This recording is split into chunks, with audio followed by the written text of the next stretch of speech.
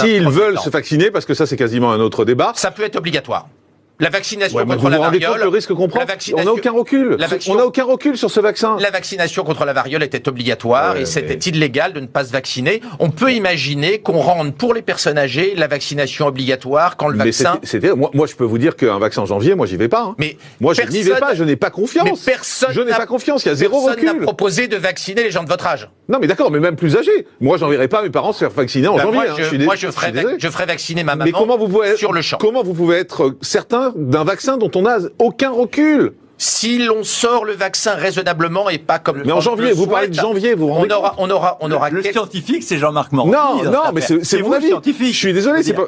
Oui, c'est la vaccination. Il faut pas qu'on casse l'idée de la vaccination qui déjà, notamment dans notre pays, est fragilisée par des dates avancées pour faire monter le cours de la bourse ou augmenter le nombre de boîtes. Qu'est-ce que j'ai fait ? Je me suis opposé à Trump qui veut aller trop vite.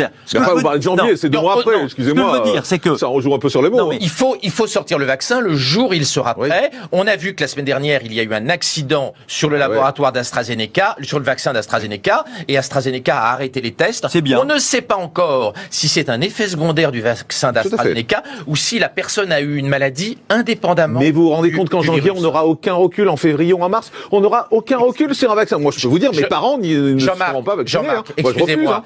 Vu l'âge moyen des gens qui meurent, qui est très très très élevé, la population que l'on vaccinerait est une population qui a une espérance de vie résiduelle. Ce n'est pas la peine que ces gens vivent... Résiduel, le mot est terrible.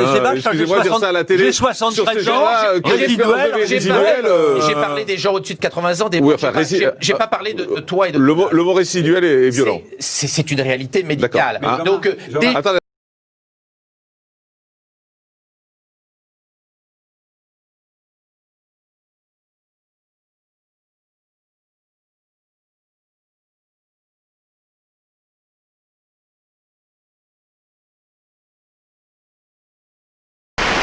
Il y aura donc une campagne de vaccination grand public au printemps. Alors c'est demain que le gouvernement va officiellement dévoiler sa stratégie de vaccination, mais on a déjà une idée de ce qui va se passer. Ce sera d'abord les personnes à risque, les maisons de retraite, et ensuite le grand public à partir du mois d'avril au printemps, juste avant l'été. Donc c'est Emmanuel Macron qui l'a dit hier après-midi, en reconnaissant, écoutez, qu'on aurait peu de recul avec les premiers vaccins.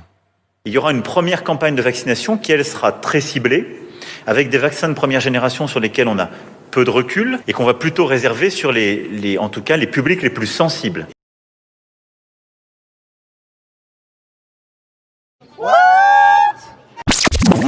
Avec des vaccins de première génération sur lesquels on a peu de recul et qu'on va plutôt réserver sur en tout cas les publics les plus sensibles.